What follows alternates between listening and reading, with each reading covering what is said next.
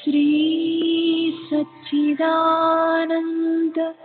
सद्गुरु साईनाथ महाराज की जय। सद्गुरु श्री साईनाथुनि शरद बाबू जी की जय।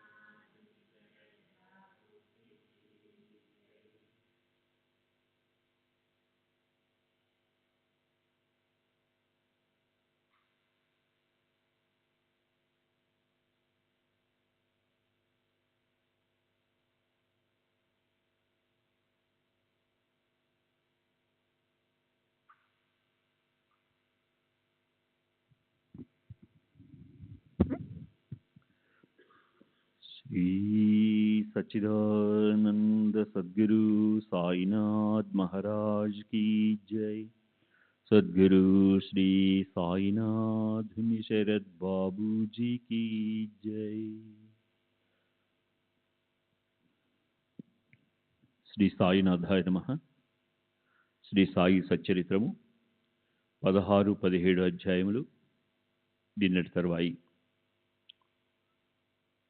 ఇట్లని బాబా వానికి బ్రహ్మమును చూపుటకు మొదలెడెను. వారిని అక్కడ కూర్చుండమని ఏదో సంభాషణలోనికి దించెను. అప్పటికి అతడు తన ప్రశ్న తానే మరచునట్లు చేశాను. ఒక బాలుని పిలిచి నందుమారువాడి వద్దకు పోయి 5 రూపాయలు చేబదులు తెమ్మనను. కుర్రవాడు పోయి వెంటనే తిరిగి వచ్చి నందు ఇంటి వద్ద లేడనియు వాని ఇంటి వాకిలి తాళము వేసి ఉన్నదనియు చెప్పాను. కిరాణా దుకాణదారు బాలా వద్దకు పోయి అప్పు తెమ్మని బాబారిను. ఈసారి కూడా కుర్రవాడు ఒట్టి చేతులతో తిరిగి వచ్చాను. ఇంతకు 2-3 వద్దకు పోగా ఫలితం లేకపోయాను. సాయిబాబా సాక్షాత్ పరబ్రహ్మావతారమే అని మనకు తెలియను. అయినచో 5 రూపాయలు అప్పు చేయవలసిన అవసరమేమి? వారికి అంత చిన్న మొత్తంతో ఏమి పని అని ఎవరైనా అడగవచ్చును. వారికి ఆ డబ్బు అవసరమే లేదు. నందు మరియు బాల ఇంటి వద్ద లేరని వారికి తెలిసేయుండును. ఇది అంతయు బ్రహ్మజ్ఞానము కోరి వచ్చిన వాని కొరకై జరిపించిందురు. ఆ పెద్ద మనిషి వద్ద నోట్ల కట్ట ఉండెను. అతని నిజముగా బాబా వద్ద నుంచి బ్రహ్మజ్ఞానము కావలసినచో బాబా అంత ప్రయాసపడుతున్నప్పుడు అతడోరకనే కూర్చుండడు. బాబా ఆ పైకమును తిరిగి ఇచ్చివేయనని కూడా వానికి తెలియను. అంత చిన్న మొత్తమైనప్పటికీ వాడు తెగించి ఇవ్వలేకపోయాను. అట్టి వానికి బాబా వద్ద నుంచి బ్రహ్మజ్ఞానము కావలెనట. నిజముగా బాబా యందు భక్తి ప్రేమలు కలవాడెవడైనను వెంటనే 5 రూపాయలు తీసి ఇచ్చిండునే గాని ప్రేక్షకుని వలె ఊరికే చూచుతూ కూర్చుని ఉండడు. ఈ పెద్ద మనిషి వైఖరి శుద్ధ విరుద్ధంగా ఉండెను. వాడు డబ్బు ఇవ్వలేదు సరిగదా, బాబాను త్వరగా బ్రహ్మజ్ఞానం ఇవ్వమని తొందర పెడుచుండెను. అప్పుడు బాబా ఇట్లనెను, ఓ మిత్రుడా, నేను నడుపుచున్న దానిని అంతటినీ గ్రహించలేకుంటివా ఏమి? ఇచ్చట కూర్చుండి నీవు బ్రహ్మమును చూచుటకై ఇదంతయు జరుపుచున్నాను. సూక్ష్మముగా విషయమిది. బ్రహ్మమును చూచుటకు 5 వస్తువులు సమర్పించవలెను. అవి ఏవనా? 1 పంచప్రాణములు, 2 పంచేంద్రియములు, 3 మనస్సు, 4 బుద్ధి, 5 అహంకారము. బ్రహ్మజ్ఞానము లేదా ఆత్మ సాక్షాత్కారమునకు పోవు దారి చాలా కఠినమైనది. అది కత్తి వాదరవలే మిక్కిలి పదునైనది. అట్లనుచు బాబా ఈ విషయములకు సంబంధించిన సంగతులన్నీ చెప్పాను. వారిని క్లుప్తముగా ఈ దిగువ పొందుపరచితిమి. ఆత్మజ్ఞానము లేదా ఆత్మ సాక్షాత్కారమునకు యోగ్యత. అందరూ తమ జీవితంలో బ్రహ్మమును చూడలేరు. దానికి కొంత యోగ్యత అవసరము. 1 ముముక్షత లేదా స్వేచ్ఛనందుటకు తీవ్రమైన కోరిక. ఎవడైతే తాను బద్ధుడనని గ్రహించి బంధనముల నుండి విడివడుటకు కృత నిశ్చయుడై శ్రమపడి ఇతర సుఖములను లక్ష్యపెట్టగా దానిని పొందుటకై ప్రయత్నించునో వాడు ఆధ్యాత్మిక జీవితమునకు అర్హుడు. 2 విరక్తి లేదా ఇహపర సౌఖ్యములందు విసుగు చెందుట. ఇహపర లోకములందు గల గౌరవములకు విషయములకు విసుగు చెందిన గాని పారమార్థిక రంగంలో ప్రవేశించుటకు అర్హత లేదు. 3 అంతర్ముఖత అంటే లోనికి చూచుట. మన ఇంద్రియములు బాహ్యమును చూచుటకే భగవంతుడు సృజించి ఉన్నాడు కనుక మనుష్యుడు ఎప్పుడునూ బయటనున్న వానిని చూచును. కానీ ఆత్మ సాక్షాత్కారము లేదా మోక్షమును కోరువాడు దృష్టిని లోపలకు పోనిచ్చి లోనున్న ఆత్మను ఏకధ్యానముతో చూడవలెను. 4 పాప విమోచన పొందుట. మనుష్యుడు దుర్మార్గ మార్గం నుండి బుద్ధిని మరలించినప్పుడు, తప్పులు చేయటం మాననప్పుడు, మనస్సు చెల్లింపకుండా నిలబెట్టలేనప్పుడు జ్ఞానము ద్వారా కూడా ఆత్మ సాక్షాత్కారమును పొందలేడు. 5 సరి అయిన నడవడి. ఎల్లప్పుడూ సత్యమును పలుకుచూ తపస్సు చేయుచూ లోన చూచుచూ బ్రహ్మచారిగా ఉండిన గాని ఆత్మ సాక్షాత్కారము లభించదు. 6 ప్రియమైన వాని కంటే శ్రేయస్కరమైన వానిని కోరుట. లోకములో 2 తీరుల వస్తువులున్నవి. 1 మంచిది, రెండవది ప్రీతికరమైనది. మొదటిది వేదాంత విషయములకు సంబంధించినది, రెండవది ప్రాపంచిక విషయములకు సంబంధించినది. ఈ రెండును మానవుని చేరును. వీనిలో ఒకదానిని అతడు ఎంచుకునవలెను. తెలివి గలవాడు మొదటి దానిని అనగా శుభమైన దానిని కోరును. బుద్ధి తక్కువ వాడు రెండవ దానిని కోరును. 7 మనస్సును ఇంద్రియములను స్వాధీనమందుంచుకునుట. శరీరము రథము, ఆత్మ దాని యజమాని, బుద్ధి ఆ రథమును నడుపు సారథి, మనస్సు కళ్ళెము, ఇంద్రియములు గుర్రములు, ఇంద్రియ విషయములు వాని మార్గములు. ఎవరికి గ్రహించు శక్తి లేదో, ఎవరి మనస్సు చంచలమైనదో, ఎవరి ఇంద్రియములు అస్వాధీనములో అంటే బండితోలు వాని దుర్మార్గపు గుర్రముల వలె వాడు గమ్యస్థానమును చేరలేడు. చావు పుట్టుకల చక్రంలో పడిపోవును.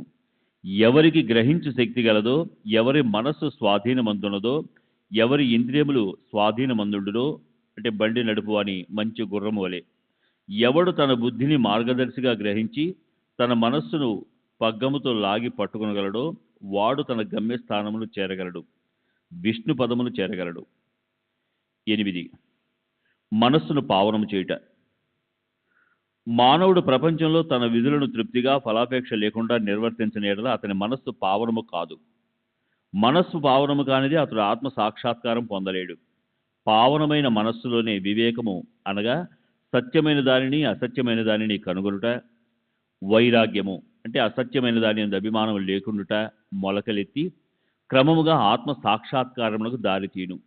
అహంకారము రాలిపోనిదే, లోభము నశించనిదే, మనస్సు కోరికలను విడిచిపెట్టనిదే ఆత్మ సాక్షాత్కారమునకు అవకాశం లేదు. దేహమే నేననుకున్నట గొప్ప భ్రమ. ఈ అభిప్రాయమందు అభిమానం ఉండుటయే బంధమునకు కారణము. నీవు ఆత్మ సాక్షాత్కారమును కాంక్షించినచో ఈ అభిమానమును విడువవలెను. 9. గురువు యొక్క ఆవశ్యకత. ఆత్మజ్ఞానము మిక్కిలి సూక్ష్మము, గూఢమైనది. ఎవరైనను తమ స్వశక్తిచే దానిని పొందుటకు ఆశించలేరు. కనుక ఆత్మ సాక్షాత్కారము పొందిన ఇంకొకరి అంటే గురువు సహాయము మిక్కిలి అవసరము. గొప్ప కృషి చేసి శ్రమించి ఇతరులు ఇవ్వలేని దానిని అతి సులభముగా గురువు నుండి పొందవచ్చును. వారు ఆ మార్గమందు నడిచి ఉన్నవారు కావున శిష్యుని సులభముగా ఆధ్యాత్మిక ప్రగతిలో క్రమముగా ఒక మెట్టు మీద నుంచి ఇంకొక పై మెట్టులకు తీసుకుని పోగలరు. 10. భగవంతుని కటాక్షము. ఇది అన్నింటికంటే మిక్కిలి అవసరమైనది. భగవంతుడు తన కృపకు పాత్రుడైన వారికి వివేకమును వైరాగ్యమును కలుగజేసి సురక్షితముగా భవసాగరం నుండి తరింపజేయగలడు. వేదములు అభ్యసించడం వల్ల కానీ, మేధాశక్తి వల్ల కానీ, పుస్తక జ్ఞానం వల్ల కానీ ఆత్మానుభూతి పొందలేరు. ఆత్మ ఎవరిని వరించినో వారే దానిని పొందగలరు. అట్టివారికే ఆత్మ తన స్వరూపమును తెలియజేయునని కఠోపనిషత్తు చెప్పుచున్నది. ఈ ప్రసంగం ముగిసిన పిమ్మట బాబా ఆ పెద్ద మనిషిని వైపు తిరిగి, అయ్యా, నీ జేబులో బ్రహ్మము 50 దింతలు 10 రూపాయల నోట్ల రూపంతో 250 రూపాయలు ఉన్నది. దయచేసి దానిని బయటికి తీయము అనడం. ఆ పెద్ద మనుషుడు తన జేబు నుంచి నోట్ల కట్టను బయటికి తీశాను. లెక్కబెట్టగా సరిగ్గా 25 10 రూపాయల నోట్లుండెను. అందరూ మిక్కిలి ఆశ్చర్యపడిరి. బాబా సర్వజ్ఞతను చూచి వారి మనస్సు కరిగెను. బాబా పాదములపై పడి వారి ఆశీర్వాదములకై వేడెను. అప్పుడు బాబా ఇటనెను, నీ బ్రహ్మపు నోటుల కట్టలను చుట్టిపెట్టుము. నీ పేరాశను లోభమును పూర్తిగా వదలనంత వరకు నీవు నిజమైన బ్రహ్మమును చూడలేవు. ఎవరి మనస్సు ధనమందు, సంతానమందు, ఐశ్వర్యమందు లగ్నమై ఉన్నదో వాడ అభిమానమును పోగొట్టుకొనంత వరకు బ్రహ్మమును ఎట్లు పొందగలడు? అభిమానమనే భ్రమ ధనమందు తృష్ట, దుఃఖమును సుడిగుండము వంటిది. అది అసూయ అహంకారమును మొసళ్లతో నిండి ఉన్నది. ఎవడు కోరికలు లేనివాడో వాడు మాత్రమే ఈ సుడిగుండమును దాటగలడు. పేరాశయు బ్రహ్మజ్ఞానము ఉత్తర దక్షిణ ధ్రువముల వంటివి. అవి శాశ్వతముగా ఒకటికొకటి బద్ధ వైరము గలవి. ఎక్కడ పేరాశ గలదో అక్కడ బ్రహ్మము గూర్చి ఆలోచించుటకు గాని దాని ధ్యానమునకు గాని తావులేదు. అట్లయినచో పేరాశ గలవాడు విరక్తిని మోక్షమును ఎట్లు సంపాదించగలడు? లోబికి భ్రాంతి గాని, సంతుష్టి గాని, దృఢ నిశ్చయం గాని ఉండవు. మనసునందు ఏమాత్రము పేరాశయనను సాధనలన్నీ అంటే ఆధ్యాత్మిక ప్రయత్నములు నిష్ప్రయోజనులు. ఎవడు ఫలాపేక్ష రహితుడు కాడో, ఎవడు ఫలాపేక్ష కాంక్షను విడువడో, ఎవనికి వాని యందు విరక్తి లేదో అట్టివాడు గొప్ప చదువరి అయినప్పటికీ వాని జ్ఞానం ఎందుకు పనికిరానిది. ఆత్మ సాక్షాత్కారము పొందుటకి ఇది వానికి సహాయపడదు. ఎవరు అహంకార పూరితిలో, ఎవరు ఇంద్రియ విషయములను గురించి ఎల్లప్పుడూ చింతించెదరో వారికి గురుబోధలు నిష్ప్రయోజనములు. మనసును పవిత్రమనర్చడం తప్పనిసరి అవసరము. అది లేనిచో మన ఆధ్యాత్మిక ప్రయత్నములన్నీ ఆడంబరము, డాంబికము కొరకు చేసినట్లుగును.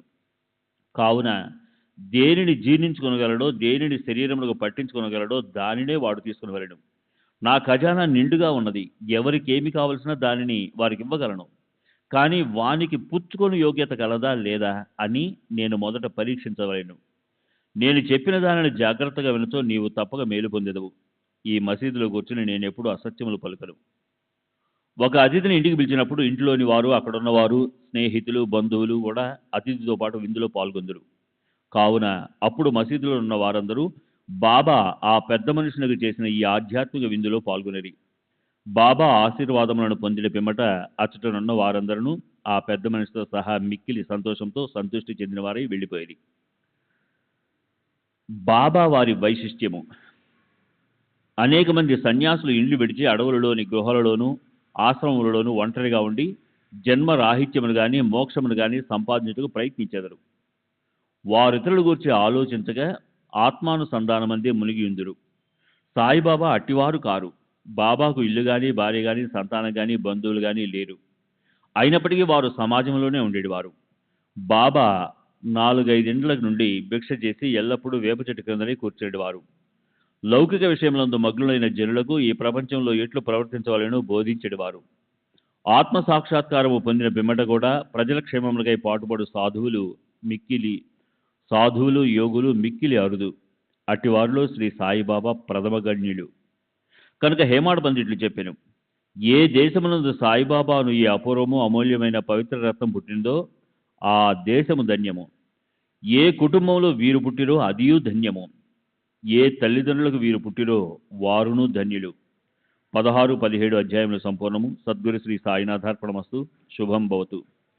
శ్రీ సచ్చిదానంద సద్గురు సాయినాథ్ మహారాజ్ की जय. सद्गुरु श्री साईनाथ शरद बाबू जी की जय.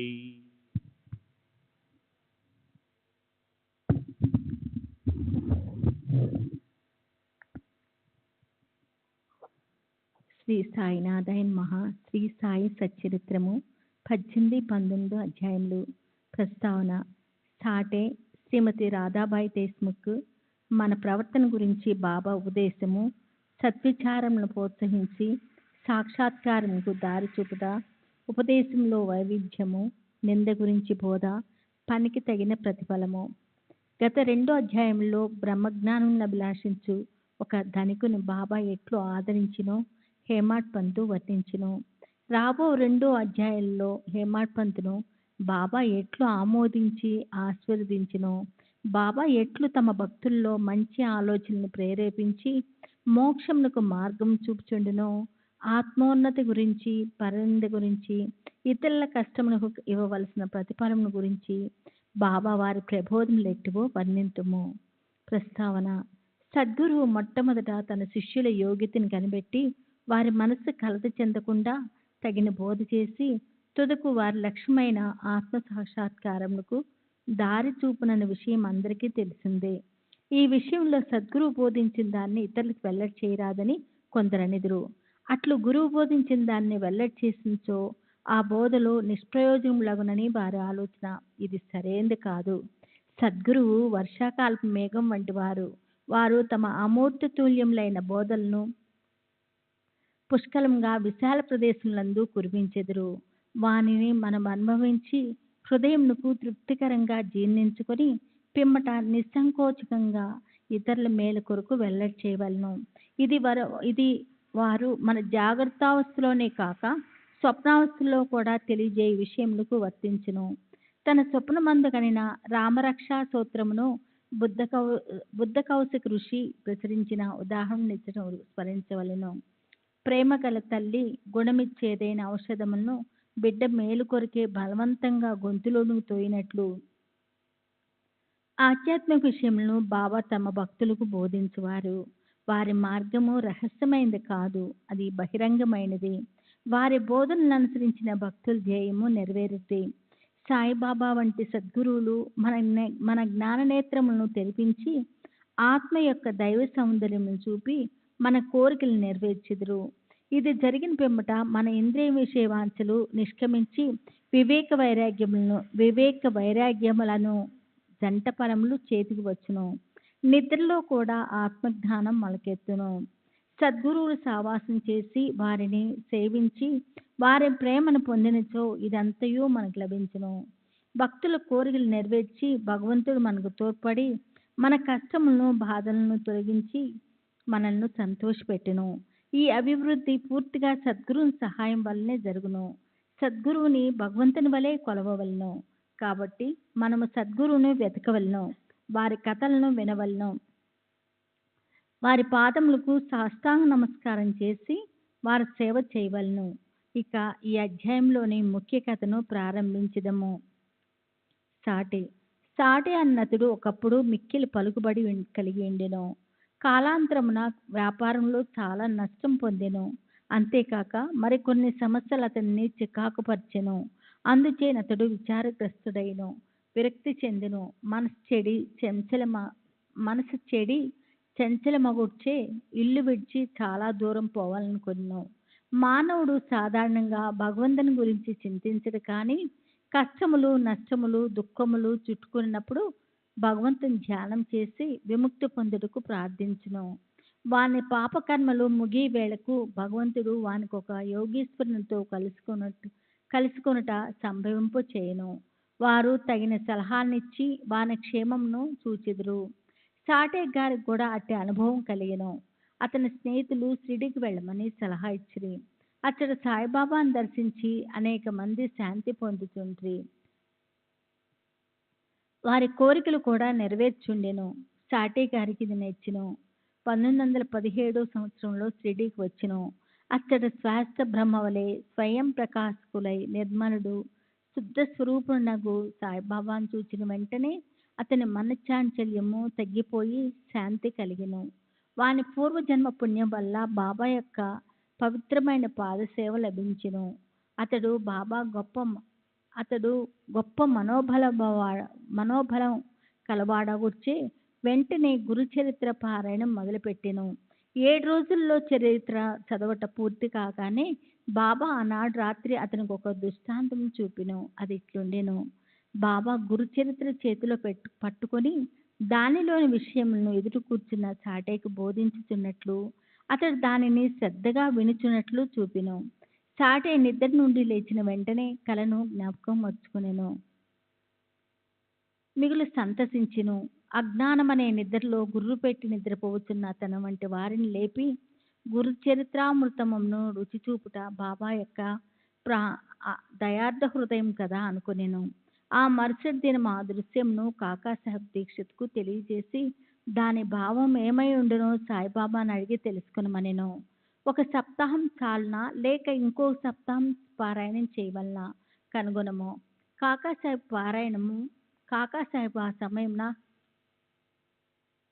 కాకాసాహెబ్ సమయం చూచి బాబాని ఇట్లడిగెను. ఓ దేవా, ఈ దృశ్యం వలన సాటేకి ఏమని చెప్ప నిశ్చయించితివి? అతడు ఊరుకుని వలన లేక ఇంకో సప్తాహం పారాయణం చేయవలనా? అతడు అమాయక భక్తుడు. అతని కోరిక నెరవేరవలను. అతనికి దుష్టాంతర్థమును బోధించవలెను. వానిని ఆశీర్వదింపుడన్న బాబా అతడు గురుచరిత్రం ఇంకో సప్తాహం పారాయణం చేయవలెను. ఆ గ్రంథంని జాగ్రత్తగా పఠించినచో అతడు పావనుడగును, మేలు పొందగలడు. భగవంతుడు ప్రీతి చెంది వాణ్ణి ప్రపంచ బంధముల నుండి తప్పించును అనెను. ఆ సమయమున హేమాడ్ పంతు అచ్చటి నుండి బాబా కాళ్ళు నొత్తుచుండెను. బాబా పలుకులు విని అతడు తన మనసులో ఇట్లా అనుకొనెను. సాటే 1 వారమే పారాయణం చేసి ఫలితం పొందిన నేను 40 సంవత్సరాల నుంచి పారాయణం చేయుచున్నాను, కానీ నాకు ఫలితం లేదు గదా. అతడిక్కడ 7 దినములు మాత్రమే నివసించెను. నేనా 7 సంవత్సరముల నుండి ఉన్నాను. నా ప్రయత్నములు నిష్ప్రయోజనమైనయా? చాతక పక్షి మేఘం నుంచి పడు నీటి బిందువు కనిపెట్టుకొని ఉన్నట్లు నేను కూడా బాబా తమ దయామృతమును నాపై వర్షించెదరని వారి బోధనలచే నన్ను ఆశీర్వదించదరని కనిపెట్టుకొని ఉన్నాను. ఈ ఆలోచన వారి మనసులో మెదిలిన వెంటనే బాబా దాన్ని గ్రహించెను. భక్తుల మనసులో నుండి ఆలోచనలన్నీ బాబా గ్రహించేవారు. అంతేకాక చెడ్డ ఆలోచనలు అంచుచూ మంచి ఆలోచనలను ప్రోత్సహించేవారు. హేమాడ్ పంతు మనసును కనిపెట్టి బాబా వాణ్ణి వెంటనే లేపి శ్యామ వద్దకు పోయి అతని వద్ద 15 రూపాయలు దక్షిణ తీసుకుని అతనితో కొంతసేపు మాట్లాడిన పిమ్మట రమ్మనెను. బాబా మనసును కారుణ్యోదయమైను. కాన వారిట్లా ఆజ్ఞాపించిరి. బాబా ఆజ్ఞను జవదాటగలవారెవరు? హేమాడ్ పంతు వెంటనే మసీదు విడిచి శ్యామ గృహము పోయెను. అప్పుడే అతడు స్నానం చేసి దోవత కట్టుకొనిచుండెను. అతడు బయటకు వచ్చి హేమాడ్ పంతు ఇట్లా అడిగెను. మధ్యాహ్నం హారతి సమయమందు మీరిక్కడ ఏల ఉన్నారు? మీరు మసీదు నుంచి వచ్చుతున్నట్లున్నదే. మీరేలా చికాకుతో చంచలంగా ఉన్నారు? మీరు ఒంటరిగా వచ్చినారేలా? కొంతసేపు కూర్చొని విశ్రాంతి చెందుడు. నా పూజను ముగించి వచ్చిదను. ఈలోగా తాంబూలం వేసుకునుడు. పిమ్మట ఆనందంగా కొంతసేపు కూర్చొని మాట్లాడుకునిదము. ఇట్లనుచో అతడు లోపలికి పోయెను. హేమాడ్ పంతు ముందర వాసార్లో కూర్చొనెను. కిటికీలో ఏకనాథ భాగవతం అన్న ప్రసిద్ధ మరాఠీ గ్రంథం ఉండెను. ఇది భాగవతంలోని ఏకాదశ స్కందమునకు ఏకనాథుడు వ్రాసిన వ్యాఖ్యానము. సాయిబాబా సిఫార్సు చేస్తే బాబూసాహెబ్ దీక్షిత్ శ్రీకృష్ణునికి అర్జునుకు జరిగిన సంభాషణ రూపమైన భగవద్గీత, దాని మరాఠీ వ్యాఖ్యానమైన భావార్థ దీపిక అంటే జ్ఞానేశ్వరి, శ్రీకృష్ణునికి అతని సేవకుడగు ఉద్ధవునికి జరిగిన సంభాషణ రూపమైన ఏకనాథ భాగవతం మరియు భావార్థ రామాయణము నిత్యము షిరిడీలో చదువుతుండేవాడు. భక్తులు వచ్చి బాబాను ఏదైనా ప్రశ్నలు వేసినప్పుడు బాబా కొంతవరకు జవాబిచ్చి అటుపైన వారిని ఆ గ్రంథముల పారాయణము విధమని పంపుచుండెను. ఈ గ్రంథములే భాగవత ధర్మంలోని ముఖ్య గ్రంథములు. భక్తులు బాబా ఆజ్ఞానుసారము ఆ సత్సంగములకు పోయి ఆ గ్రంథములు వినునప్పుడు వారి ప్రశ్నలకు సంతృప్తికరమైన సమాధానము లభించుచుండెను. హేమాడ్ పంత్ కూడా నిత్యము ఏకనాథ్ భాగవతం పారాయణం చేయవాడు. శ్రీ సచిదానంద సద్గురు సాయినాథ్ మహారాజ్ की जय. सद्गुरु श्री साईनाथ शरद बाबू जी की जय.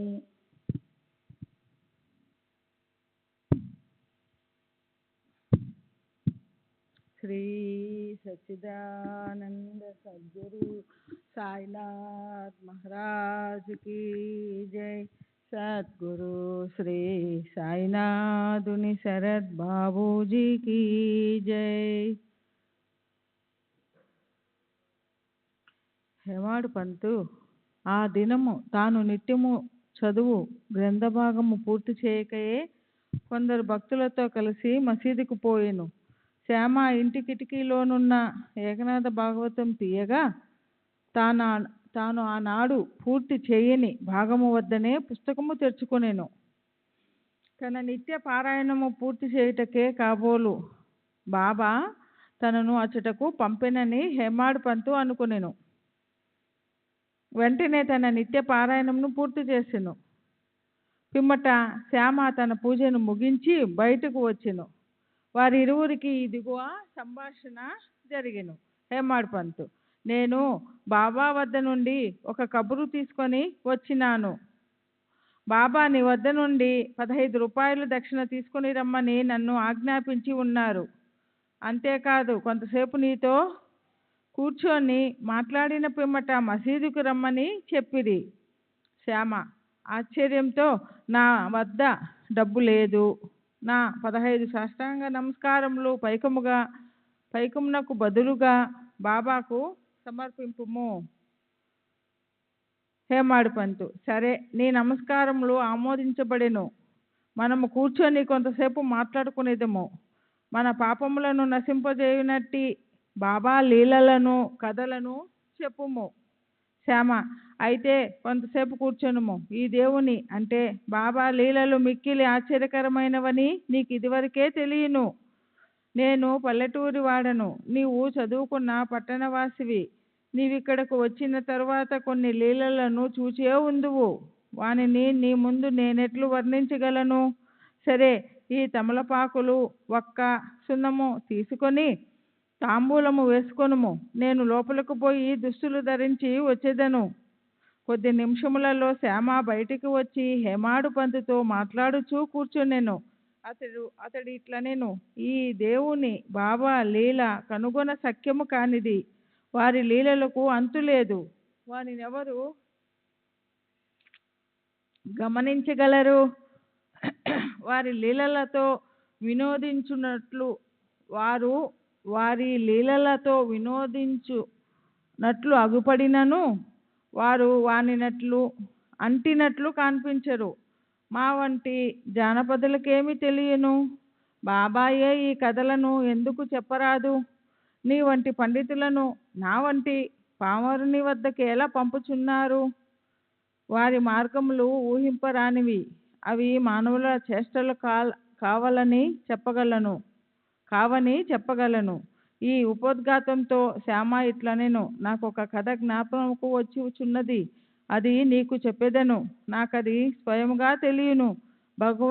భక్తుడెంత మనోనిశ్చయంతో పట్టుదలతో నుండునో బాబా అంత త్వరగా వారికి సహాయపడును. ఒక్కొక్కప్పుడు బాబా భక్తులను కఠిన పరీక్ష చేసిన పిమ్మట వారికి ఉపదేశము ఇచ్చుట ఉపదేశం అనగా నిర్దేశము. ఉపదేశమన్న మాట విన్నతోడనే హేమాడ్ పంత్ మనసులో ఒక స్మృతి తలుక్కుమనెను. వెంటనే సాటే గారి గురుచరిత్ర పారాయణము జ్ఞప్తికి వచ్చెను. తన మనసుకు శాంతి కలిగించు నిమిత్తము బాబా తనను అచ్చటకు పంపి ఉండుననుకొనెను. అయినప్పటికీ ఈ భావము అణుచుకొని శ్యామ చెప్పు కథలను వినుటకు సిద్ధపడెను. ఈ కథలన్నీ బాబాకు తన భక్తులందట్టి దయా దాక్షిణ్యములు గలవో తెలుపును. వానిని వినగా హేమాడ్ పంతుకు ఒక విధమైన సంతోషము కలిగెను. శ్యామ ఈ దిగువ కథను చెప్పదొడంగెను. శ్రీమతి రాధాబాయి దేశ్ముఖ్. రాధాబాయి అను ఒక ముసలమ్మ ఉండెను. ఆమె కశాబా దేశ్ముఖ్ గారి తల్లి.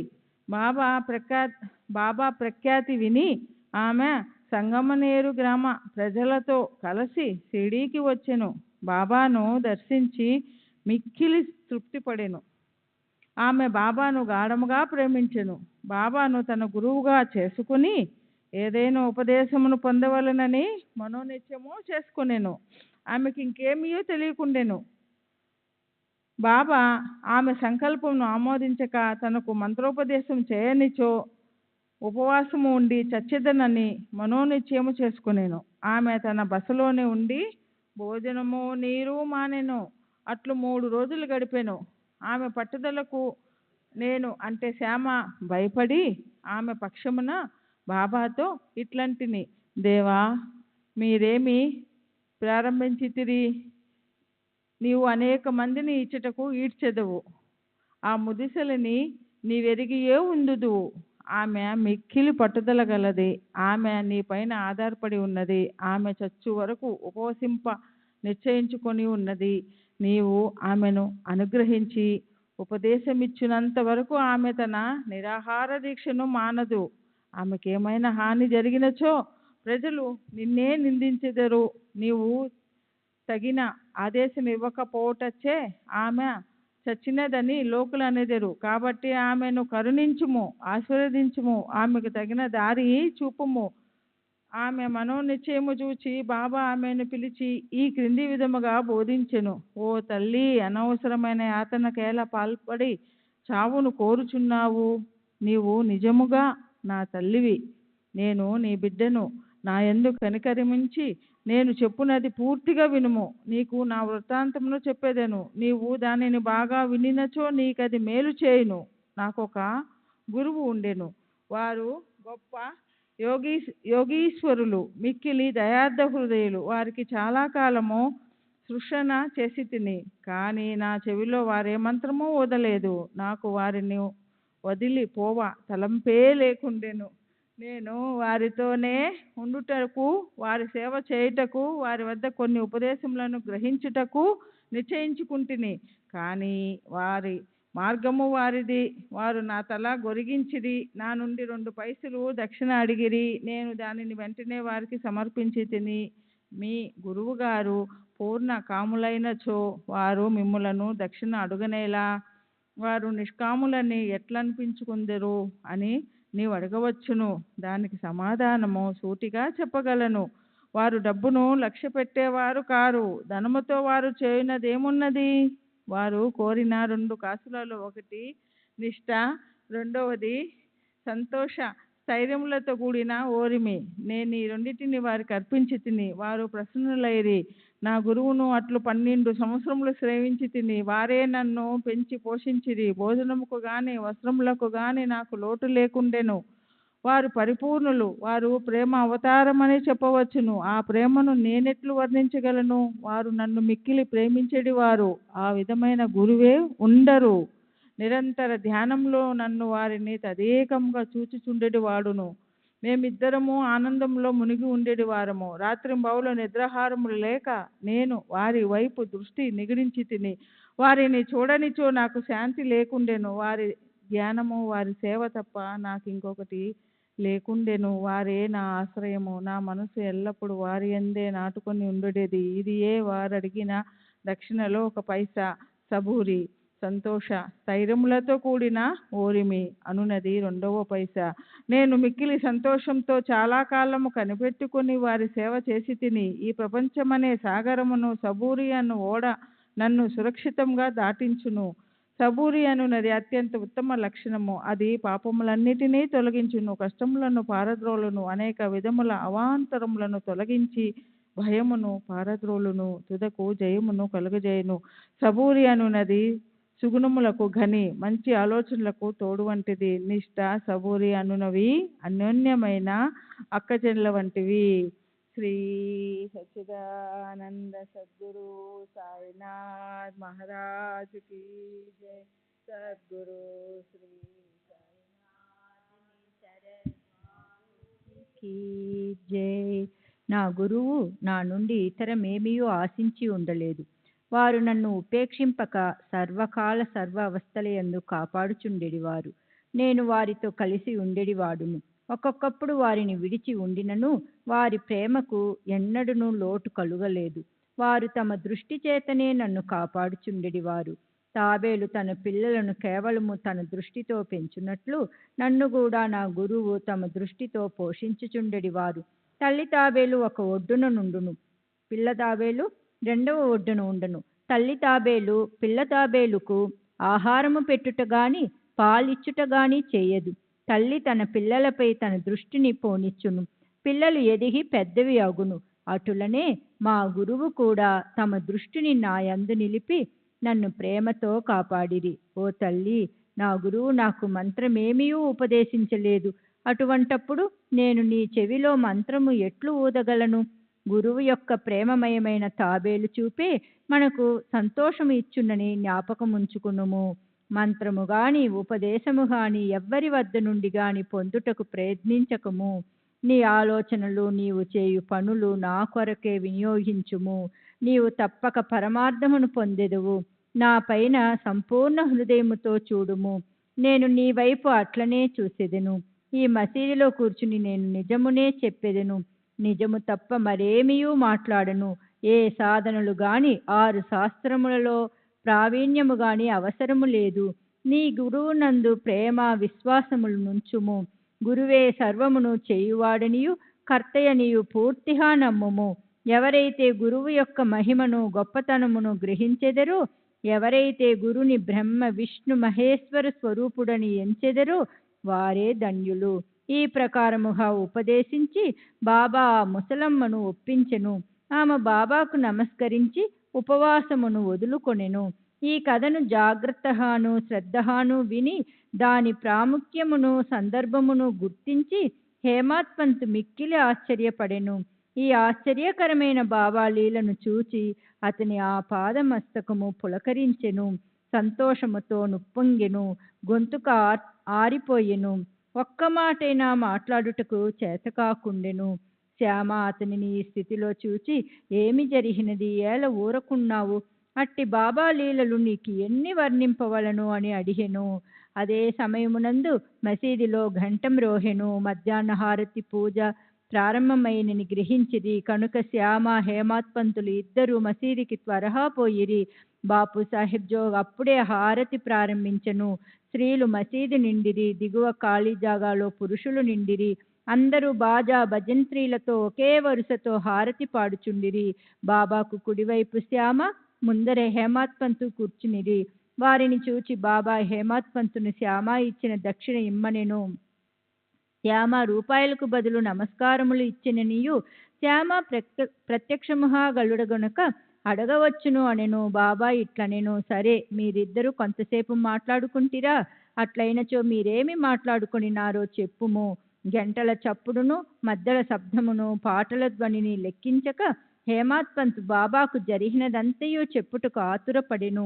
తాము ముచ్చటించినదంతయు తనకు చాలా ఆనందము కలుగజేసినదనియు, ముఖ్యముగా ముసలమ్మ కథ మిక్కిలి ఆశ్చర్యము కలుగజేసినదనియు, దానిని విని బాబా లీలలు అగోచరములని తెలుసుకొంటిననియు ఆ కథ రూపములో తన్ను బాబా ఆశీర్వదించిరని హేమాత్ పంత్ చెప్పెను. అప్పుడు బాబా, కథ చాలా అద్భుతమైనది. నీవెటులా ఆనందించితివి? నాకు ఆ విషయమై వివరములన్నీ చెప్పుము అనిరి. అప్పుడు హేమాత్ పంత్ తాను ఇంతకు ముందు విన్న కథను పూర్తిగా బాబాకు వినిపించి అది తన మనమునందు శాశ్వత ప్రభావమును కలిగించినదని చెప్పెను. ఇది విని బాబా మిగుల సంతసించెను. ఆ కథ నీకు నచ్చినదా? దాని ప్రాముఖ్యమును నీవు గుర్తించితివా అని బాబా హేమాత్ పంతును అడిగెను. అవును బాబా, నా మనశ్చాంచల్యము నిష్క్రమించినది. నాకు నిజమైన శాంతి విశ్రాంతి కలిగినది. సత్య మార్గమును కనుగొనగలిగితిని అని హేమాత్ పంతు జవాబు ఇచ్చెను. శ్రీ సచ్చిదానంద సద్గురు సాయినాథ్ మహారాజ్ కీ జై. సద్గురు శ్రీ సాయినాథ్ శరత్ బాబూజీ కీ జై. శ్రీ సచ్చిదానంద సద్గురు సాయినాథ్ మహారాజ్ కీ జై. సద్గురు శ్రీ సాయినాథుని బాబూజీకి జై. బాబా ఇట్లు చెప్పాను, నా పద్ధతి మిక్కిలి విశిష్టమైనది. ఈ ఒక్క కథను జ్ఞాప్తి ఉంచుకొనుము, అది మిక్కిలి ఉపయోగించును. ఆత్మ సాక్షాత్కారమునకు ధ్యానం అవసరము. దానిని అవలంబించుకున్నచో వృత్తులన్నీ శాంతించును, కోరికలన్నీ విడిచి నిష్కమివై నీవు సమస్త జీవరాశి అందుగల భగవంతుని ధ్యానింపుము. మనసు ఏకాగ్రమైనచో లక్ష్యము నెరవేరును. సదా నా నిరాకార స్వభావమును ధ్యానింపుము. అది ఏ జ్ఞాన స్వరూపము, చైతన్యము, ఆనందము. మీరిది చెయ్యలేనిచో రాత్రింబగులు మీరు చూచుచున్న నా ఈ ఆకారమును ధ్యానించుడు. అట్లు కొన్నాళ్ళు చేయగా మీ వృత్తులు కేంద్రీకృతమగును. ధ్యాత, ధ్యానం, ధ్యేయం అను మూడింటికి గల భేదము పోయి ధ్యానించువాడు చైతన్యముతో ఐక్యమై బ్రహ్మముతో నవిమన్నమగును. తల్లి తాబేలు నదికి ఒక ఒడ్డున నుండును, దాని పిల్ల ఇంకొక ఒడ్డున ఉండును. తల్లి వానికి పాలిచ్చుట గాని పొదుపు కొనుటకు గాని చేయదు. దాని చూపు మాత్రమే వానికి జీవశక్తి నిచ్చుచున్నది. చిన్న తాబేలు ఏమి చేయక తల్లిని జ్ఞాపకం ఉంచుకొనును. తల్లి తాబేలు చూపు వానికి అమృత ధార వలె పనిచేయును. అది వాని బ్రతుకునకు సంతోషమునకు ఆధారము. గురువునకు శిశువునకు గల సంబంధము ఇట్టిదే. బాబా ఈ మాటలు పూర్తి చేసరికి హారతి పూర్తయ్యను. అందరూ సచ్చిదానంద సద్గురు సాయినాథ్ మహారాజ్కి జై అని జయ జయ ధ్వనములు చేసిరి. ఓ ప్రియ పాఠకులారా, ఈ సమయమందు మనము కూడా మసీదులోని జన సమూహముతో కలిసి ఇట్లున్న భావించును. మనము కూడా ఆ జయ జయ ధ్వనులతో పాల్గొందాము. హారతి పూర్తి కాగానే ప్రసాదం పంచిపెట్టి బాబాకు నమస్కరించి బాబూ సాహెబ్ జోగు బాబా చేతిలో కళాఖండ ముక్కను పెట్టెను. బాబా దానిని అంతయు హేమంత్ పంత్ చేతిలో పెట్టి ఇట్లా నేను, ఈ కథ నీకు మనసుకు పఠించుకొని జ్ఞాప్తి ఉంచుకొనినచో నీ స్థితి కలకండ వలె తీయగా ఉండును. నీ కోరికలన్నీ నెరవేరును. నీవు సుఖముగా ఉండువు. హేమంత్ పంత్ బాబాకు సాష్టాంగ నమస్కారములు చేసి ఇట్లు, ఎల్లప్పుడూ నన్ను అనుగ్రహించుము, ఆశీర్వదించుము, కాపాడము అని ప్రార్థించెను. అందుకు బాబా ఇట్లు జవాబిచ్చెను, ఈ కథను వినుము, దీనిని మననము చేయుము, వీధి ధ్యాస నిధి ధ్యాసము చెయ్యుము. అట్లయినచో నీవు భగవంతునికి ఎల్లప్పుడూ జ్ఞాప్తి ఉంచుకొని ధ్యానించెదవు. భగవంతుడు నీ ముందు ప్రత్యక్షమగను. ఓ ప్రియమైన చదువులారా, అప్పుడు హేమంత్ పంత్ కలకాండ ప్రసాదము దొరికి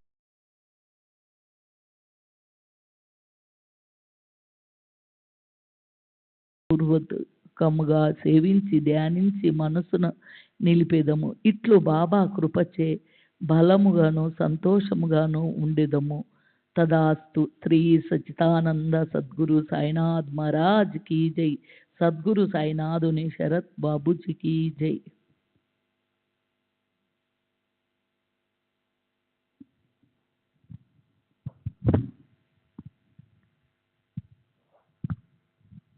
శ్రీ సచ్చిదానంద సద్గురు సాయినాథ్ మహారాజ్ కీ జై. సద్గురు శ్రీ సాయినాథుని శరత్ బాబూజీకి జై. 19వ అధ్యాయం చివర హేమాడ్ పంతు కొన్ని ఇతర విషయములను చెప్పి ఉన్నారు. అవి ఈ దిగువ పొందుపరిచితిని. మన ప్రవర్తన గురించి బాబా ఉపదేశము. ఈ దిగువ చెప్పిన ఈ పలుకులు సాధారణమైనప్పటికీ అమూల్యములు. వారిని మనసునందుంచుకొని అట్లే చేసినచున్నవి మనకు మేలు చేయును. ఏదైనా సంబంధం ఉండనిదే ఒకరు ఇంకొకరి వద్దకు పోరు. ఎవరు గాని ఎట్టి జంతువు గాని నీ వద్దకు వచ్చినచో నిర్దాక్షిణ్యముగా వారిని తరిమివేయకుము. వారిని సాదరముగా చూడుము.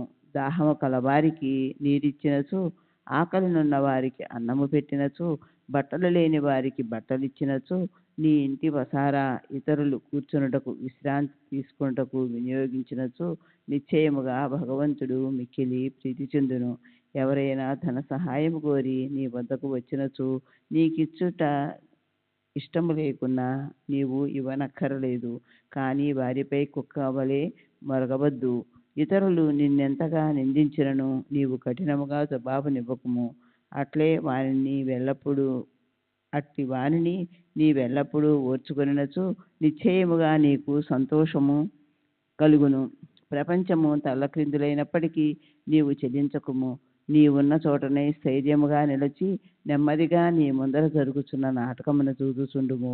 నీకు నాకు మధ్య గల గోడను నిర్మూలించుము. అప్పుడు మనమిద్దరము కలియు మార్గం ఏర్పడును. నాకు నీకు భేదము గలదనున్నదియే భక్తుని గురువునకు దూరముగా నుంచుచున్నది. దానిని నశింపజేయనిది మనకు ఐక్యత కలుగదు. అల్లా మాలిక్, భగవంతుడే సర్వాధికారి. ఇతరులెవ్వరూ మనలను కాపాడువారు కారు. భగవంతుని మార్గం అసామాన్యము, మిక్కిలి విలువైనది, కనుగొన వీలులేనిది. వారి ఇచ్ఛానుసారమే మనము నడిచెదము. మన కోరికలను వారు నెరవేర్చెదరు, మనకు దారి చూపెదరు. రుణానుబంధముచే మనమందరము కలిసితిమి. ఒకరినొకరు తోడ్పడి ప్రేమించి సుఖముగాను సంతోషముగాను నుందముగాక. ఎవరైతే తమ జీవిత పరమావధిని పొందెదరో వారు అమరులై సుఖముగా నుండెదరు. తక్కిన వారందరూ పేరునకే ఊపిరి సలుపు వరకు మాత్రమే బతికెదరు. సద్విచారములను ప్రోత్సహించి సాక్షాత్కారమునకు దారితీయుట. సాయిబాబా సద్విచారముల నెట్లు ప్రోత్సహించుచుండెను తెలుసుకొనుట మిగుల ఆసక్తికరముగా నుండును. భక్తి ప్రేమలతో వారికి సర్వస్వ శరణాగతి చేసినచో వారు నీకెట్లు పదే పదే సహాయపడిదరో తెలియను. ప్రక్క నుంచి లేవగానే నీకేమైనా మంచి ఆలోచన కలిగినా దానిని తరువాత పగలంతయు వృద్ధి చేసినచో నీ మేధాశక్తి వృద్ధి పొందును, నీ మనస్సు శాంతి పొందును. హేమాడ్ పంతు దీనికై ప్రయత్నించదలిచెను. ఒక బుధవారం రాత్రి పండుకొనేటప్పుడు ఇట్లు అనుకొనెను, రేపు గురువారము శుభదినము, షిరిడీ పవిత్రమైన స్థలము కావున రేపటి దినమంతయు రామనామస్మరణతోనే కాలము గడిపెదను అని నిశ్చయించుకొని పరుండెను. ఆ మరుసటి దినము లేవగానే రామనామము ప్రయత్నము లేకుండా జ్ఞప్తికి వచ్చెను. అతడు మిక్కిలి సంతసించెను. కాలకృత్యములు తీర్చుకొనిన పిమ్మట బాబాను చూచుటకు పువ్వులను తీసుకొని పోయెను. దీక్షిత్వాడ విడచి బూటీవాడ దాటుచుండగా ఒక చక్కని పాట వినబడెను. ఔరంగాబాద్ నుంచి వచ్చిన వాడొకడు మసీదులో బాబా ముందర పాడుచుండెను. అది ఏక్నాథ్ మహారాజ్ రచించిన గురుకృపాంజన పాయే మేరే భాయి అనున్నది. గురువు కృపయను అంజనము లభించెను. దాని మూలమున తన కండ్లు తెరవబడిననియు దానిచే తాను శ్రీరాముని లోన బయట నిద్రావస్థలోను జాగ్రత్తావస్థలోను స్వప్నావస్థలోను అన్ని చోట్లను చూచితనని చెప్పెడు పాట ఇది. అది అనేక పాటలుండగా బాబా భక్తుడగు ఔరంగాబాద్ నివాసి ఈ పాట నేలపాడెను. ఇది సందర్భానుసారముగా బాబా చేసిన ఏర్పాటు కాదా? హేమాడ్ పంతు ఆనాడంతయు రామనామస్మరణచే కాలము గడుప నించినవాడు కావున నాతని మనోనిశ్చయము దృఢపరచుటకై బాబా ఈ పాటను పాడించియుండును. రామనామస్మరణ ఫలితము గూర్చి మహాత్ములందరిది ఒకే భావము. అది భక్తుల కోరికలను నెరవేర్చి వారిని కష్టముల నుండి కాపాడును. ఉపదేశములోని వైవిధ్యము నిందగూర్చి బోధ. శ్రీ సాయి బోధనకు ప్రత్యేక స్థలము కానీ ప్రత్యేక సమయము కానీ అక్కరలేదు. సందర్భావసరములను బట్టి వారి ప్రబోధము నిరంతరము జరుగుచుండెను. ఒకనాడు ఒక భక్తుడు ఇంకొక భక్తుని గూర్చి పరోక్షమున ఇతరుల ముందు నిందించుచుండెను. ఒప్పులు విడచి భక్త సోదరుడు చేసిన తప్పులనే ఎన్నుచుండెను. మిక్కిలి హీనమైన అతని దూషణను విన్నవారు విసిగిరి. అనవసరముగా ఇతరులను నిందించుటచే అసూయ, దురభిమానము మొదలగునవి కలుగును. యోగులు నిందలను ఇంకొక విధముగా భావించెదరు. మలినములను పోగొట్టుట అనేక మార్గములు కలవు. సబ్బుతో మాలిన్యమును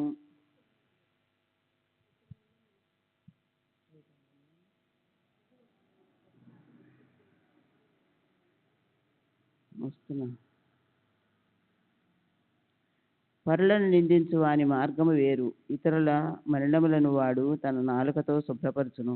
ఒక విధముగా వాడు నిందించు వానికి సేవ చేయుచున్నాడు. ఎట్లనా వాని మలినములు వీడు తన నాలుకతో శుభ్రపరుచుచున్నాడు. కావున తిట్టబడిన వాడు తిట్టిన వానికి కృతజ్ఞతలు తెలుపవలెను.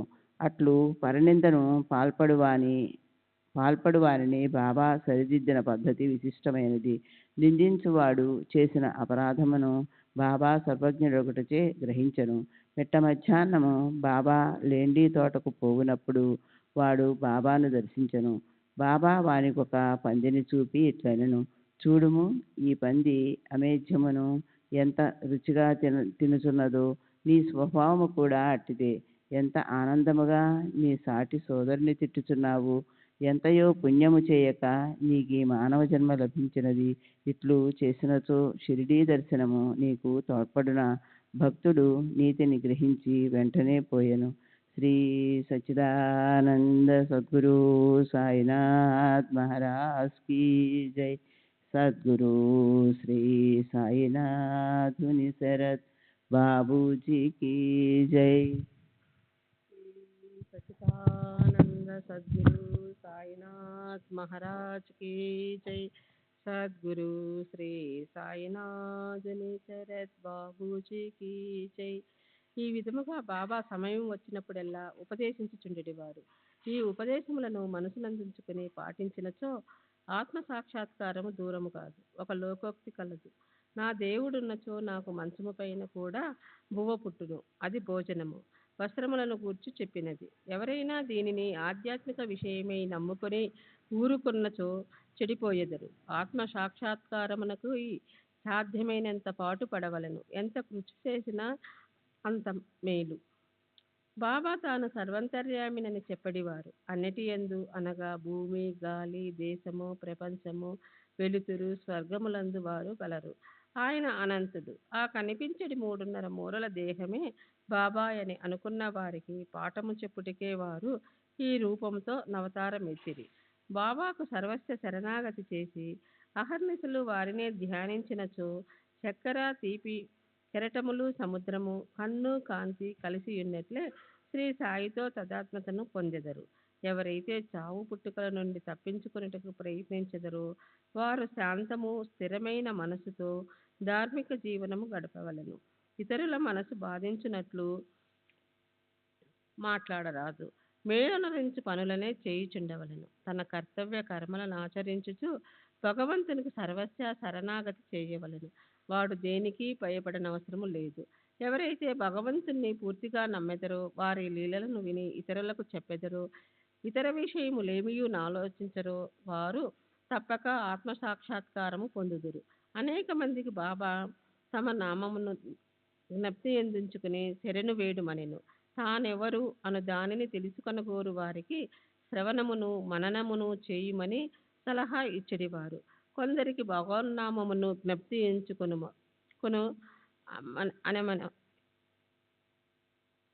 కొనుమనవారు, కొందరికి తమ లీలలు వినుట, కొందరికి తమ పాద పూజ, కొందరికి ఆధ్యాత్మ రామాయణము, జ్ఞానేశ్వరి మొదలగు గ్రంథములు చదువుట, కొందరికి తమ పాదముల వద్ద కూర్చొనుమనుట, కొందరిని ఖండోబా మందిరమునకు పంపుట, కొందరికి విష్ణు సహస్ర నామములు, కొందరికి చాందోగోపనిషత్తు, భగవద్గీత పారాయణ చేయుమని విధించుచుండెను. వారి ఉపదేశములకు పరిమితి లేదు, అడ్డు లేదు. కొందరికి స్వయముగా ఉపదేశమునిచ్చువారు, కొందరికి స్వప్నంలో నిచ్చేవారు. ఒక తాగుబ్రోతుకు స్వప్నంలో కనిపించి ఛాతిపైన కూర్చొని అదుముచు ఇక ఎన్నడూ త్రాగనని అతడు వాగ్దానము చేసిన పిమ్మట వదిలిరి. కొందరికి స్వప్నములో గురు బ్రహ్మాది మంత్రార్థములను బోధించిరి. ఒకడు హఠయోగము చేయుచుండగా దానిని మానుమనిది. వారి మార్గములను చెప్పుట కలివి కాదు. ప్రపంచ విషయములలో తన ఆచరణలే ఉదాహరణముగా బోధించువారు. అట్టి వానిలో నొకటి పనికి తగిన ప్రతిఫలము. బాబా ఒకనాడు మిట్ట మధ్యాహ్నము రాధాకృష్ణ మా ఇంటి సమీపమునకు వచ్చి నిచ్చెన తీసుకుని రమ్ము అనెను. ఒకడు పోయి దానిని తెచ్చి ఇంటికి చేరవేసెను. బాబా వామన్ గోడ్కర్ ఇంటి పైకప్పు ఎక్కి రాధాకృష్ణమాయి ఇంటి పైకప్పును దాటి ఇంకొక పక్క దిగాను. బాబా అభిప్రాయమేమో ఎవరికీ తెలియలేదు. రాధాకృష్ణమాయి మలేరియా జ్వరంతో నుండెను. ఆమె జ్వరమును తొలగించుటకే బాబా ఇట్లు చేసి ఇండునని అనుకొనిరి. శ్రీ సచ్చిదానంద సద్గురు సాయినాథ్ మహారాజ్ కి జై. సద్గురు శ్రీ సాయినాథుని శరత్ బాబూజీకి జై. ఎవడో ధైర్యము చేసి నిచ్చెన తెచ్చినంత మాత్రమున వానికి 2 రూపాయలు ఏల ఇవ్వవలనని బాబాను ప్రశ్నించును. ఒకరి కష్టము ఇంకొకరు ఉంచుకొనరాదు. కష్టపడి వాని కూలి సరిగాను దాతృత్వంతోనూ ధారాళముగా ఇవ్వవలనని బాబా చెప్పెను. బాబా సలహా ప్రకారము ప్రవర్తించినచో కూలివాడు సరిగ్గా పనిచేయును. పని చేయించేవాడు పని చేసేవాళ్ళు కూడా సుఖపడెదరు. సమ్మెలకు తావుండదు. మదుపు పెట్టువానికి కష్టపడి కూలి చేయువాండ్రకు మనస్పర్ధలుండవు. 18, 19 అధ్యాయములు సంపూర్ణము. సద్గురు శ్రీ సాయినాథార్పణమస్తు. శుభంభవతు. శ్రీ సాయినాథాయ నమః. శ్రీ సాయి సచ్చరిత్రము 20వ అధ్యాయము. ఈశావాస్యోపనిషత్తు. సద్గురువే బోధించుటకు యోగ్యత సమర్థత కలవారు. కాకా యొక్క పనిపిల్ల విశిష్టమైన బోధనా విధానము. ఈ అధ్యాయములో దాసగనుకు కలిగిన ఒక సమస్యను కాకాసాహెబ్ ఇంటిలోని పనిపిల్ల ఎట్లు పరిష్కరించునో హేమాడ్ బంధు చెప్పెను. మౌలికముగా సాయి నిరాకారుడు. భక్తుల కొరకు ఆకారమును ధరించును. ఈ మహా జగన్నాటకమునందు మాయను నటి సహాయముతో వారు నటుని పాత్ర ధరించిరి. సాయిని స్మరించి ధ్యానింతము కాక షిరిడీకి పోయి అచ్చటి మధ్యాహ్న ఆరతి పిమ్మట జరుగు కార్యక్రమమును జాగ్రత్తగా గమనింతము.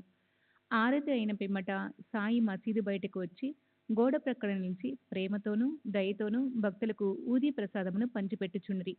భక్తులు కూడా సమానమైన ఉత్సాహంతో వారి సమక్షమున నిలిచి వారి పాదములకు నమస్కరించి వారి వైపు చూచుచూ ఊదీ ప్రసాదపు జలలను అనుభవించుండ్రి. బాబా భక్తుల చేతుల్లో పిడికిలతో ఊదీ పోయిచు వారి నుదుటిపై తమ చేతులతో ఊదీ బొట్టు పెట్టుచుండ్రి.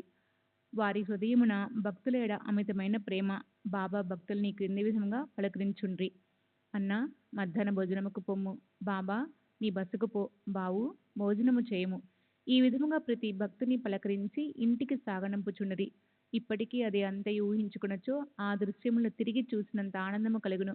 మనోఫలకమున సాయం నిలిపి వారిని ఆపాద మస్తకము ధ్యానింతము. వారి పాదములపై పడి సగౌరముగా ప్రేమతో వినయముగా సాష్టాంగ నమస్కారం అనర్చుచు ఈ అధ్యాయంలోని కథలను చెప్పిదము. ఈశావాస్యోపనిషత్తు. ఒకప్పుడు దాసగను ఈశావాస్యోపనిషత్తుపై మరాఠీ భాషలో వ్యాఖ్య వ్రాయటకు మొదలెడెను. మొట్టమొదట ఈ ఉపనిషత్తు గూర్చి క్లుప్తంగా చెప్పెదము. వేద సంహితలోని మంత్రములు కలదగుటచే దీనిని మంత్రోపనిషత్తు అని కూడా అందురు. ఇందులో యజుర్వేదములోని 40వ అధ్యాయముగు వాజసనేయ సంహిత ఉండుటచే దీనికి వాజసనేయ సంహితోపనిషత్తు అని కూడా పేరు. వైదిక సంహితలుండుటచే దీనిని ఇతర ఉపనిషత్తుల కన్నా శ్రేష్టమని భావించెదరు. దీనికి ఒక ఉదాహరణము ఉపనిషత్తులన్నిటిలో పెద్దదేగు బృహదారణ్యకోపనిషత్తు ఈ ఈశావాస్యోపనిషత్తుపై వ్యాఖ్యాని పండితుడగు సాత్వలేకర గారు భావించున్నారు. ప్రొఫెసర్ రానడే గారిట్లు అనుచున్నారు.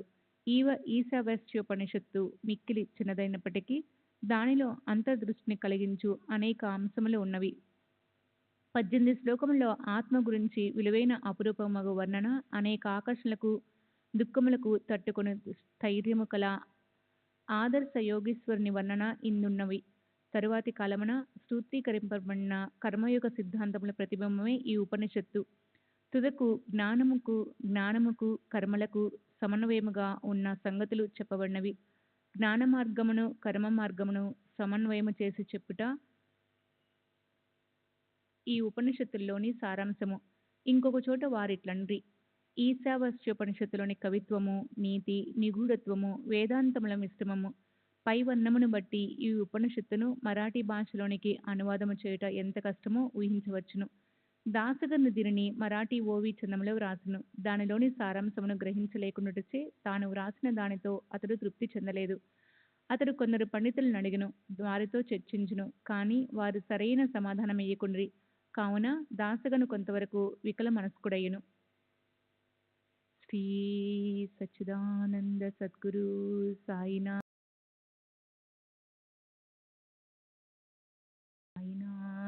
శరత్ బాబూజీకి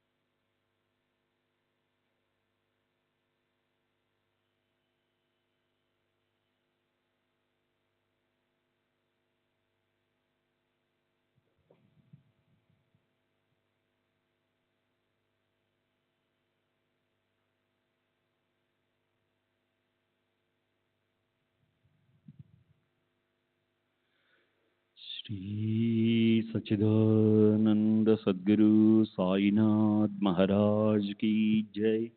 सद्गुरु श्री साईनाथ शरद बाबू जी की जय। साई रहम नजर करना, बच्चों का पालन करना। साई रहम नजर करना, बच्चों का पालन करना। जाना तुमने जगत पसार, सब ही झूठ जमाना। जाना तुमने जगत पसार, सब ही झूठ जमाना। साई रहम नजर करना, बच्चों का पालन करना। साई रहम नजर करना, बच्चों का पालन करना। मैं अंधा हूँ बंदा आपका, मुझसे पथ दिखलाना। मैं अंधा हूँ बंदा आपका, मुझसे पथ दिखलाना। साई रहम नजर करना, बच्चों का पालन करना। साई रहम नजर करना, बच्चों का पालन करना। दास गणों कहे अब क्या बोलूं, थक गई मेरी रसना। दास गणों कहे अब क्या बोलूं, थक गई मेरी रसना। साई रहम नजर करना, बच्चों का पालन करना। रहम नजर करना, बच्चों का पालन करना।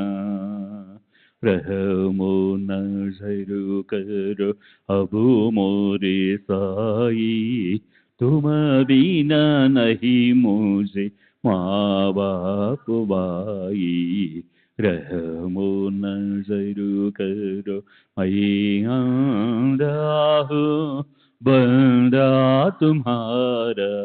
मैं अंधा हूँ बंदा तुम्हारा। मैं ना जानू అయినా జాను మైనా జాను अल्लाह इलाही रहमो नजरू करो रहमो नजरू करो अबू मोरे साई तुम बिना नहीं मुझे माँ बाप बाई रहमो नजरू करो काली जमाना मैंने गमाया काली जमाना मैंने गमाया साथी आखिर का साथी आखिर का साथी आखिर का तुम बिना कोई मोन जरू करो रहमो नजरू करो अबू मोरे साई तुम बिना नहीं मुझे माँ बाप भाई रहमो नजरू करो अपने मस्जिद का झाड़ू गणो है अपने मस्जिद का झाड़ू गणो है मालिक हमारे मालिक हमारे मालिक हमारे तुम बाबा साई रहमो नजरू करो रहमो नजरू करो अबू मोरे साई तुम बिना नहीं मुझे माँ बाप बाई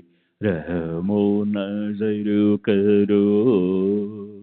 श्री सच्चिदानंद सद्गुरु साईनाथ महाराज की जय। सद्गुरु श्री साईनाथ निशरद बाबू जी की जय।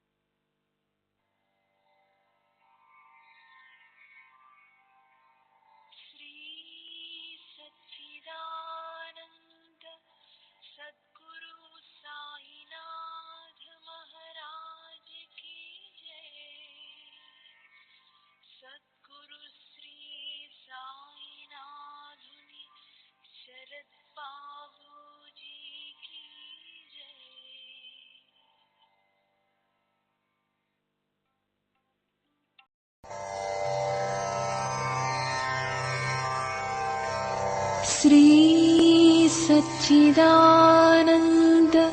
सद्गुरु साईनाथ महाराज की जय। सद्गुरु श्री साईनाथुनि शरद बाबू जी की जय।